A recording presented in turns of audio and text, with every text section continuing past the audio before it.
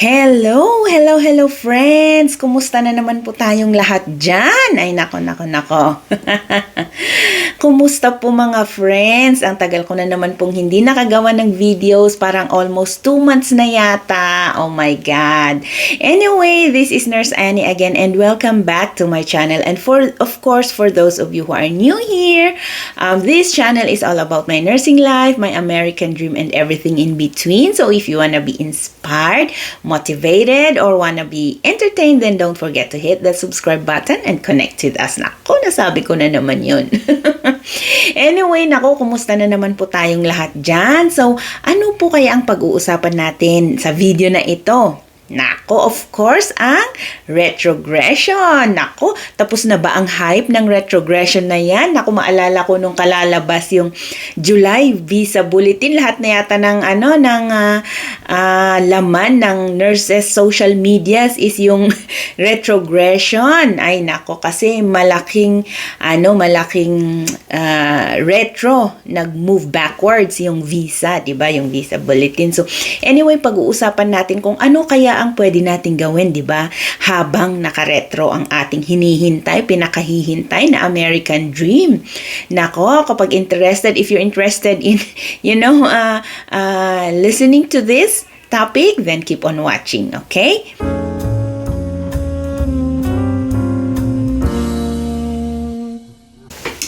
Okay, so bago po tayo magpatuloy, naku, pasensya po kayo sa background ko.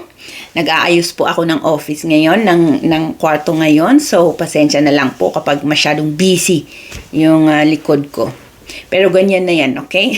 So, anyway, ano nga ba yung update ng bulletin, Visa Bulletin nung July? Kasi siya naging December 1. So, July 2024, ang bulletin is December 1, 2021. So, bumaba siya ng more than 1 year. Kasi nung June tsaka May, ipapakita ko sa inyo ha, nung June tsaka sa May, November 2022. Tapos naging December 2021. Ako, more than, di ba? Sinulat ko dyan Ayan, tignan ninyo. Nako. Ayan kapag titignan natin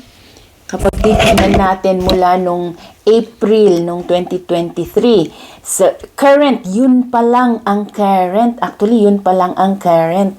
So, after nyan, hanggang ngayon, hindi na siya nag-current, di ba?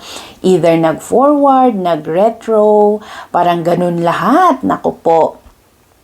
Pero just take a look kasi maraming nag-aalala. Many are so worried about the retrogression. Naku, baka abutin na naman ng 10 taon, ng ilang taon, ng mga ganyan. But it's, kapag retrogression, hindi natin alam Pati yung mga nasa USCIS, hindi naman talaga nila yan alam. And of course, the August Visa Bulletin will be released probably 2nd or 3rd week yata, ng July. And even kahit na mag-backwards ulit yan or mag-forward konti, pero ang hintayin natin, ang talagang magre-release ulit sila ng mga bagong visas is sa new, in the beginning of the next fiscal year, which is October yun. Month of October sila nag-re-release ng bago. Pero kapag titignan ninyo kasi yan, yung trend ng retrogression na yan, ng Visa Bulletin na yan, may mag-forward siya, may magba-backwards ng ilang buwan. Ang pinakamatagal na talaga yung retro din. Kaya nung August of 2023, which retrogressed for almost 2 years. Yung ngayon nga, from June to July, ngayong taon is more than a year lang siya, di ba? Parang mas konti. Pero 2021 pa rin. Ibig kong sabihin, the point is, ang Visa Bulletin, ang update ng Visa Bulletin is actually unpredictable naman talaga yan.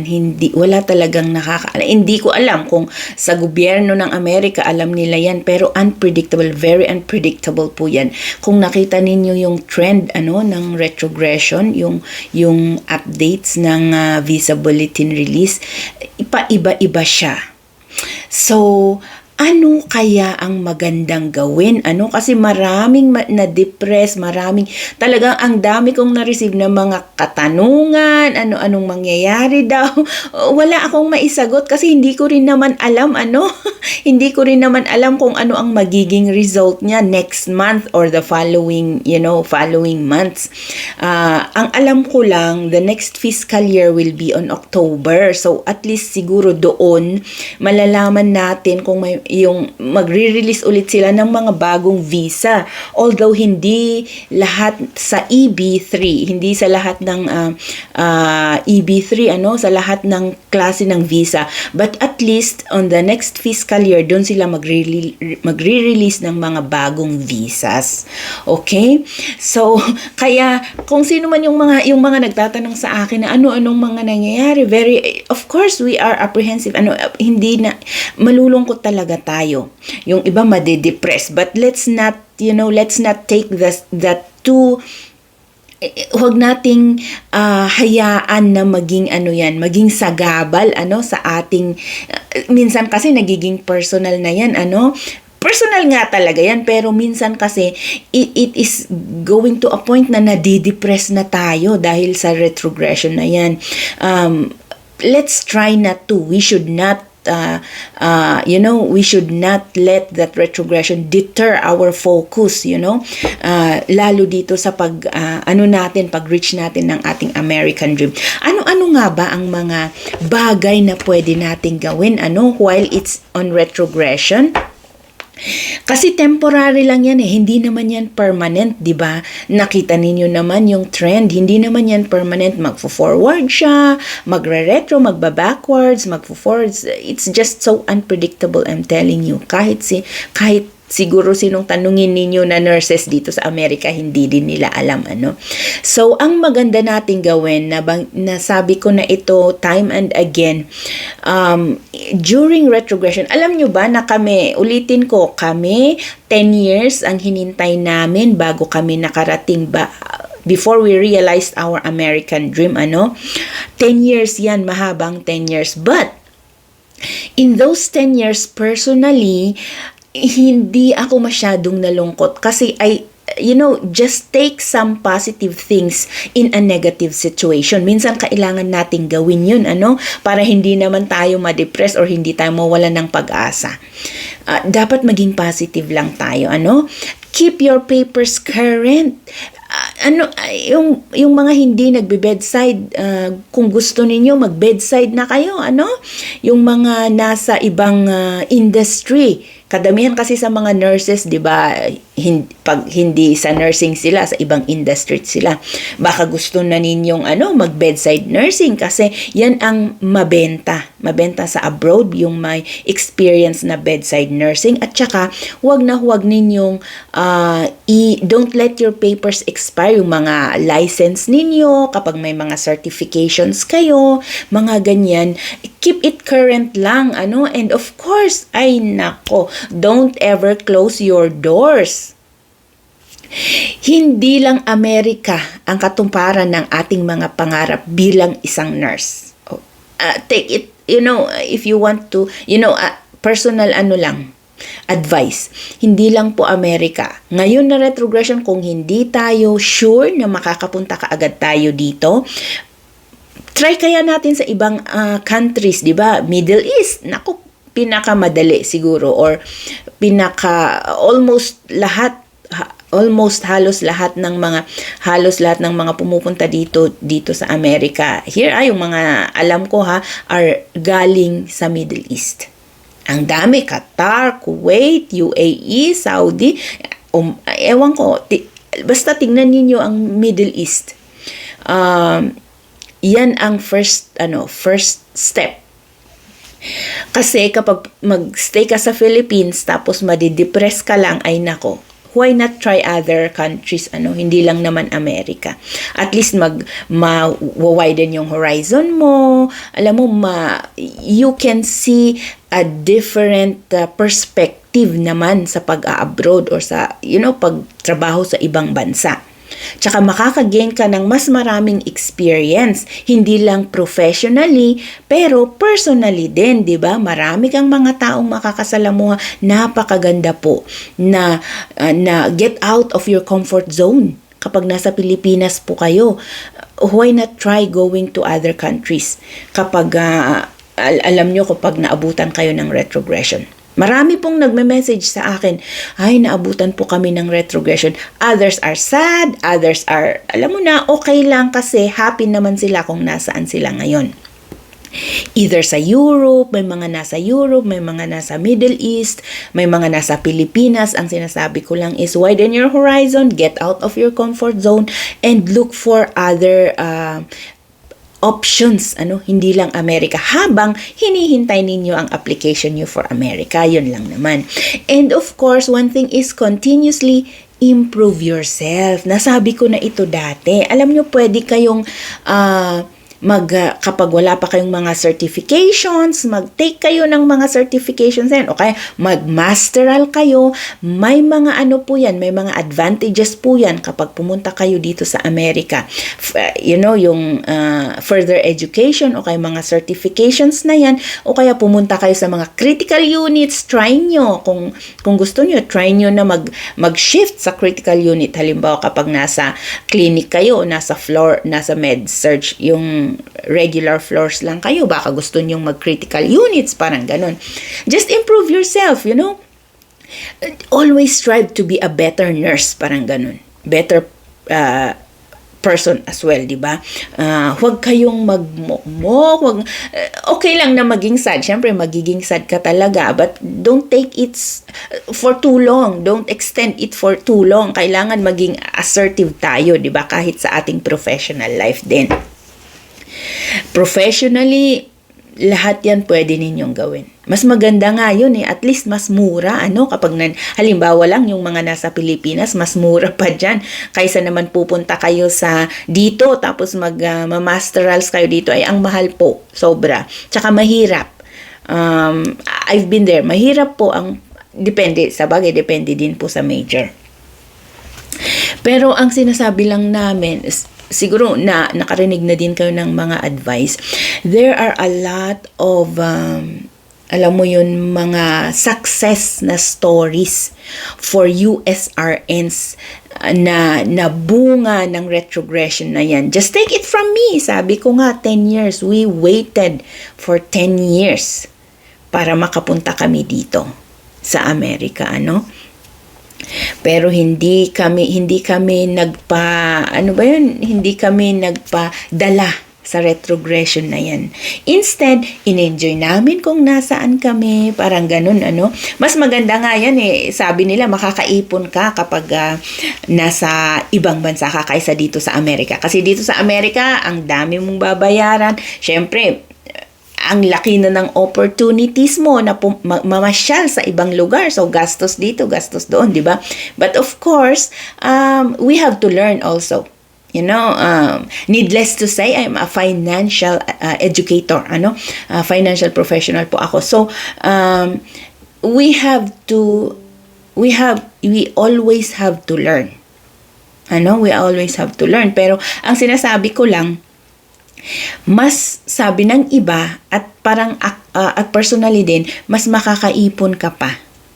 Mas makakaipon ka pa kapag nasa halimbawa lang based on my personal experience sa Middle East, parang mas malaki yung invest ko pa nung nandun ako. I'm almost 9 years here sa Middle East, 11.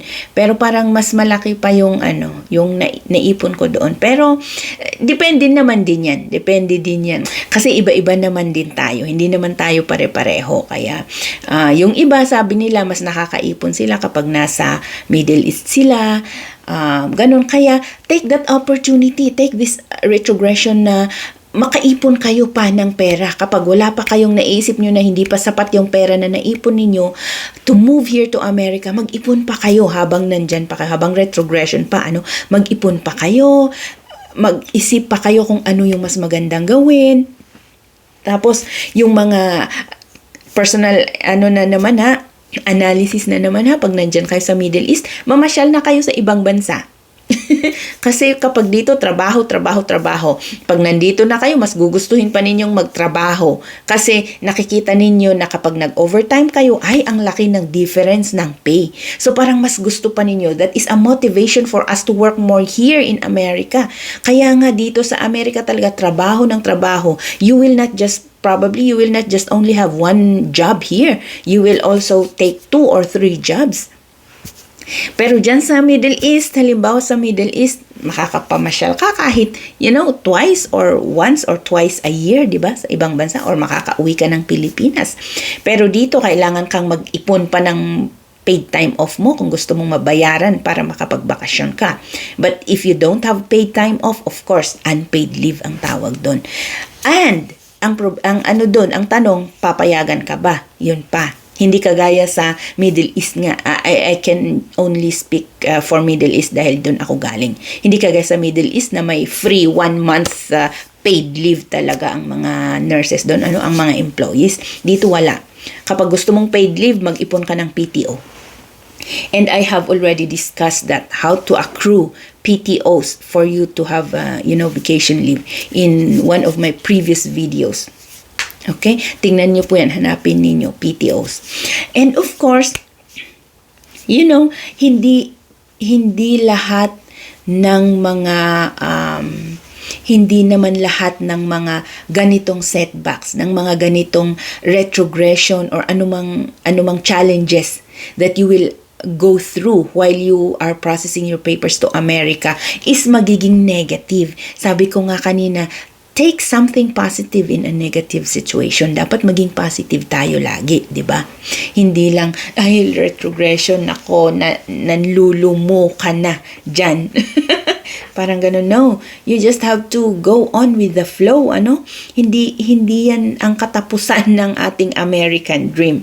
Dapat maging resilient tayo, Sabi nga nila, ano ba yung sabi? Go with the flow. Ayan. Hindi natin, we should not take that retrogression na magiging sagabal sa ating mga pangarap sa buhay. Hindi lang naman sabi ko nga kanina ulit, hindi lang America. But if America is your ultimate goal, darating din yan. If it's for you, it's for you. If it's for you, work towards your goal, and God will help you. God will help. Parang, ba yung sabi nila? The universe will ano ba yun? Naku, nalimutan ko yung word. Parang, the universe will help you towards your goal. Basta gawin mo ang nararapat at it's not, walang problema sa paghihintay. Kung ang hinihintay mo naman is yung talaga yung gusto mong mangyari, di ba? Mga advices ko lang po ito, ha? Malay natin, in 2 weeks, paglalabas yung August visa bulletin, tataas bigla, magka-current bigla, di ba? Hindi natin alam. Ang retrogression is temporary lang yan. Hindi naman yan permanent. Marami tayong pwedeng gawin. Isipin nyo lang, ulitin nyo ulit from the start, yung sinabi ko kanina. We have to make sure na our papers, our credentials are siguro pataasin mo pa yung credential, pataasin ba ang word dun? Better yourself. It's not the end of it all, yung retrogression na yan. So, sa lahat po ng mga nagme-message sa akin, don't worry. You can always message me, you can always reach out to me. Yung mga links ng other social medias ko, nasa link on the description box. But you can always talk to me. Yung mga hindi ko nare-replyan na mga nagtatanong sa akin, I will be making, probably next to this video will be another Q&A para sagutin ko yung mga hindi ko nasasagot na mga nagme-message sa akin. Pero retrogression, don't take it, huwag ninyong ipagmukmuk ng napakatagal. Ganyan talaga. We go through those challenges. If we have a goal, alam mo, if we have a goal, just focus on it. Better yourself. Hindi, it's not the end of it all. I'm telling you. Tapos kapag nandito na kayo, it will be mas masarap yung pakiramdam kasi 'di ba? Mas masarap yung pakiramdam kasi you made something positive in a negative situation. So, yun lang, pag-isipan nyo yun mga friends. Nako, parang masyado na akong Dear Tita Deli. Hindi naman. Pero gusto ko lang pag-usapan kasi ang dami talagang nagme-message sa akin. Parang kung gusto ko lang, kung pwede lang, pumunta sa harap nila at sabihan sila, ano ka ba? Hindi yan ang wakas, hindi yan ang katapusan ng iyong mga pangarap. No, it's not at all. Try to enjoy. Kung nasaan man kayo ngayon, better yourself and enjoy. Enjoy every second. Dahil ang retrogression is just temporary, hindi yan permanent. Malay nyo, next year, nandito na kayo, magkikita pa tayo, di ba? Yung mga iba dyan na papunta na, i-contact nyo lang ako, okay? Mag-meet up tayo, especially kapag pupunta kayo dito sa North Carolina. I'm from here in North Carolina. Okay? Tignan nyo lang yung mga links ng mga social medias ko para kontakin ninyo ako. Ay nako, I'll be glad to meet you. Okay? At saka ilalagay ko yung link ng USCIS para makita nyo yung mga updates ng retrogression on the description box. Okay? Tignan nyo lang po doon. Naku, napahaba na naman.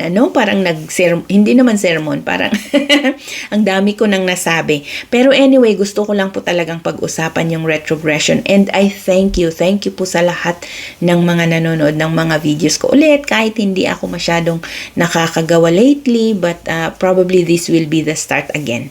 Restart of more videos to come, okay? At sa mga nanonood na who is getting pointers or may na tututunan naman kayo sa sinasabi ko, I would love for you to like this video, okay? But for those of you who have not yet subscribed on this channel, of course, you are very much welcome. Connect with us. Click that subscribe button and connect with us, okay? Again, friends, thank you. Salamat po sa lahat ng mga nanonood ng mga videos ko. I really appreciate all your support, okay? So anyway, thank you again, friends. And of course, see you again on my next video.